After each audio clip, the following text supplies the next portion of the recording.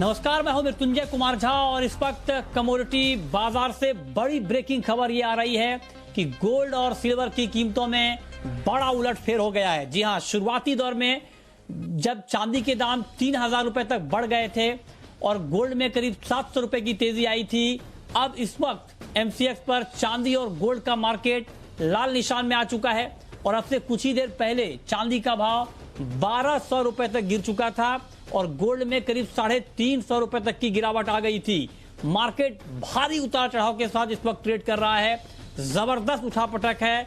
बाजार की किसी भी एक चाल को पकड़ना बेहद मुश्किल हो रहा है। अब सवाल यह है कि आखिर ये मार्केट में हो क्या रहा है, क्योंकि आज जब शुरुआती दौर में तेजी आई थी तो उसके पीछे वजह यह थी कि जिस तरह से नए अवतार में वायरस सामने आया है ब्रिटेन में खास करके, और उसके बाद जिस तरह से शेयर मार्केट में गिरावट आई, इसका फायदा बुलियन मार्केट को मिला था। लेकिन अब चूंकि शेयर मार्केट भी काफी गिरा, लेकिन बुलियन मार्केट की तेजी भी पीछे होती हुई दिख रही है। मतलब ये कि अब बुलियन मार्केट में भी गिरावट आ गई है। तो आखिर ऐसा हो क्यों रहा है और बाजार आखिर चाहता क्या है, इसी पर बातचीत करेंगे। हमारे साथ दो खास मेहमान हैं। सुरेंद्र मेहता हैं, इब्जा के सेक्रेटरी, और साथ ही अजय केडिया हैं, केडिया कमोडिटी के एमडी। आप दोनों का बहुत स्वागत है। मेहता जी, क्या हो रहा है ये गोल्ड मार्केट में? मृत्युंजय जी, हमने फ्राइडे को आप ही से बात की थी और मैंने ये साफ तौर पे कहा था कि अगला हफ्ता बहुत ही वॉलेटाइल होने वाला है। ऊपर में गोल्ड $1949 तक जा सकता है और नीचे में ये $1832 या $36 तक जा सकता है। ये मैंने साफ तौर पे कहा था। तो यही वॉलेटिलिटी कंटिन्यू रहने वाली है इस हफ्ते। जैसे जैसे खबरें तेज होने वाली है कोरोना को लेकर, तो मार्केट ऊपर जाता है, और जैसे ये इक्विटी मार्केट क्रैश होने की खबर आएगी तो ये मार्केट, तो गोल्ड का मार्केट भी साथ साथ में टूटेगा। तो ये इस जिद्दोजहद के अंदर मार्केट घूम रहा है। लेकिन मेरा आप भी मानना है कि गोल्ड एक पॉजिटिव मूड में रहेगा और अगले 3 से 4 ट्रेडिंग सेशन के अंदर हम गोल्ड का प्राइस $1945-46 के आसपास जरूर देखेंगे।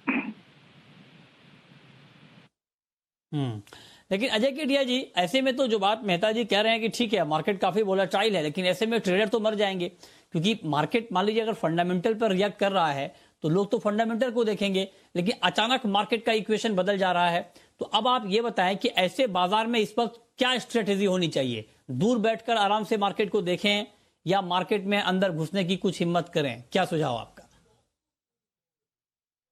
गुड आफ्टरनून मिथुन जी।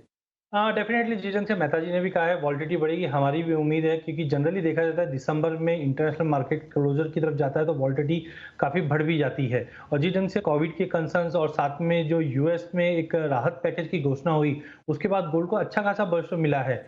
नो डाउट वॉलिटिलिटी बढ़ेगी, वहाँ पे थोड़ा सा संयम रखकर ही ट्रेड करना है। ऑप्शन के जरिए अगर आप ट्रेड करते हैं तो वहां पे बहुत अच्छी सेफ्टी के साथ हम ट्रेड करते हैं। फ्यूचर में आप देख रहे हैं जिस ढंग से गोल्ड में हम मोटा मोटी 1,000 रुपए की तेजी मंदी और चांदी में 2-2, 3-3 हजार की है, तो यहाँ पे कोई भी नेकेड ट्रेड लेना बहुत रिस्की है। तो यहाँ पे मुझे लगता है कि ऑप्शन के जरिए अगर ट्रेड करना है तो ऑप्शन के जरिए ही करना चाहिए, अदरवाइज नेकेड ट्रेड को 2 दिन के लिए अवॉइड कीजिए। बाकी ओवरऑल जैसे मेहता जी ने भी कहा है, ट्रेंड मुझे भी बुलिश लगता है। जिस ढंग से कंसर्न्स बढ़ा है, मेरी उम्मीद है कि जनवरी एंड तक हम $2,000 गोल्ड में और चांदी $30 के करीब पहुंच जाएगा। बट वॉलिटिलिटी, इससे बचना बहुत जरूरी रहेगा।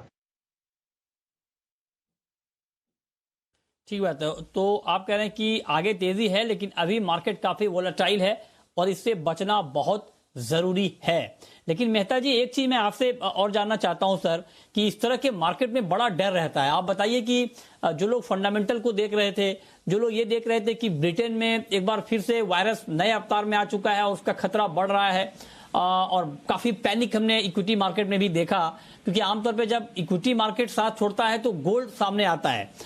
लेकिन आज तो दोनों गायब हो गए। अब बताइए कि अब लास्ट में, शुरुआत में तो ठीक लग रहा था फंडामेंटल के अकॉर्डिंग, लेकिन अब मार्केट की तेजी पूरी तरह से साफ हो गई है। तो ऐसे में क्या भरोसा करना ठीक है क्या अभी तेजी पर?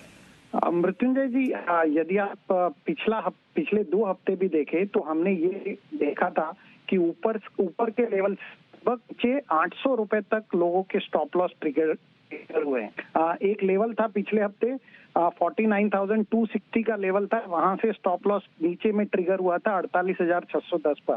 तो इस तरह 700-800 रुपए टॉप लॉस कभी ट्रिगर नहीं होते हैं। तो सेम आज भी स्थिति ऐसी बनी है, ऊपर से लगभग 900 रुपए तक लोगों के लॉस ट्रिगर हो चुके हैं।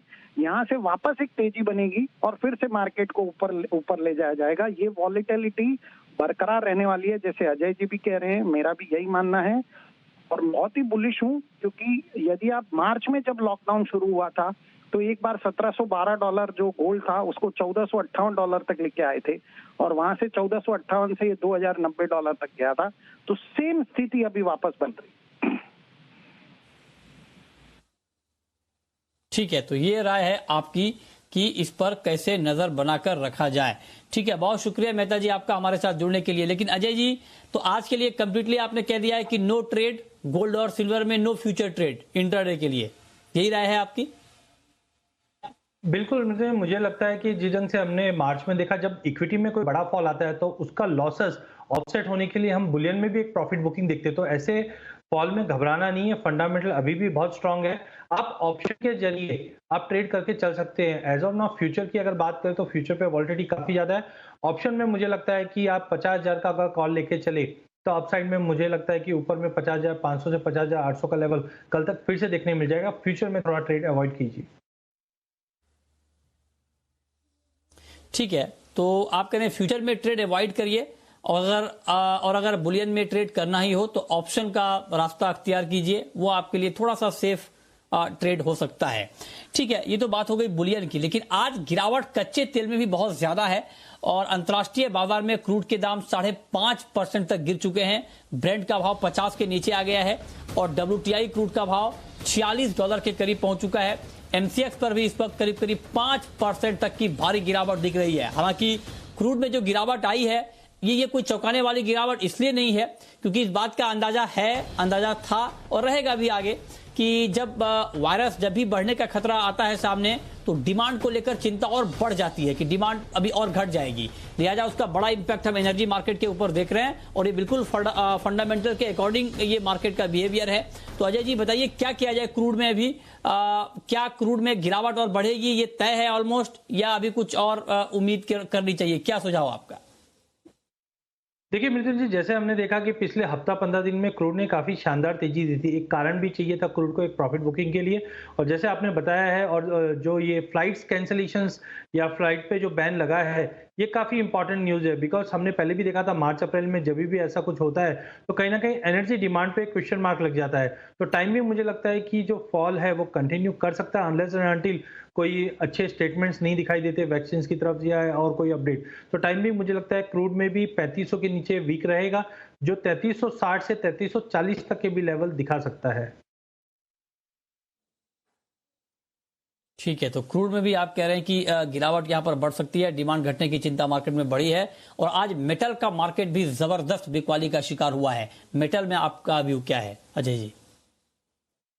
देखिए मेटल में डेफिनेटली मॉर्निंग तक सिनेरियो टोटली चेंज था, जहां पे हमें उम्मीद थी कि जिंक में बाय करके चलना चाहिए। बट जिस ढंग से वॉल्टिलिटी बढ़ी है, अगर कोई 218 का लेवल जब तक जिंक होल्ड कर रहा है तब तक मुझे लगता है एक मौका मिल सकता है कि 219 220 का लेवल वापस तोड़े तो 224 तक दिखा दे।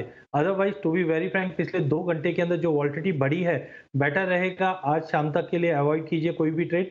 इवनिंग में कोई डेटा पॉइंट भी नहीं है, तो बिना डेटा पॉइंट के मार्केट को थोड़ा व्यू करना मुश्किल रहेगा। और जो कोविड का कंसर्न बना हुआ है वो काफी इंपॉर्टेंटली मूव कर रहा है, तो बेटर है कि आज वेट एंड वॉच रख के ट्रेड करना, वेट एंड वॉच रखना चाहिए। ठीक है, तो आप कह रहे हैं कि वेट एंड वॉच करना ठीक है क्योंकि मार्केट बहुत ज्यादा पैनिक है। बहुत शुक्रिया अजय जी आपका हमारे साथ जुड़ने के लिए। और इस खबर पर आज कमोडिटी मार्केट में जबरदस्त एक्शन का दिन है, बहुत तेज गिरावट है और सिर्फ नॉन एग्री कमोडिटी में नहीं बल्कि एग्री कमोडिटी में भी भारी बिकवाली का माहौल बना हुआ है। शाम 5:30 बजे इस पर हम और विस्तार से बातचीत करेंगे। तो फिलहाल इस बुलेटिन में इतना ही।